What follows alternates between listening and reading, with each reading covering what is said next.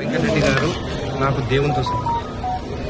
మొన్న సంక్రాంతి సెలవులు ఉన్నాయని చెప్పేసి నా కొడుకుని 3 రోజులు హాలిడేకి తీసుకెళ్తే టీవీలో చూసినప్పుడు చాలా బాధగా అనిపించింది. వెంకన్న నేను విషయం ఇచ్చి చంపానని చెప్పడం ఇంకా బాధగా అనిపించింది. వెంకన్న ఒక తెలంగాణకి బ్రాండ్ కోమటిరెడ్డి వెంకన్న ఇలాంటి వాక్యాలు మీరు చెప్పినందుకు చాలా బాధపడ్డాను. ఒక శ్రీరామచంద్రుని అంటే కోమటిరెడ్డి వెంకటరెడ్డి గారు ఆయనకు దగ్గర సన్నిహితుడుగా నాకు తెలుసు. ఆయన గురించి ఒక శ్రీరామచంద్రుడు, ఆయన గురించి ఇట్లా తప్పుడు ప్రచారం చేసుడు మాత్రము తప్పు అని చెప్పి కూడా నేను అనుకుంటున్నాను. అదే కాకుండా ఎన్టీవీ వాళ్ళు కూడా అంటే అది తెలిసి జరిగిందో తెలియక జరిగిందో చౌదరి గారు కూడా నాకు బాగా తెలుసు.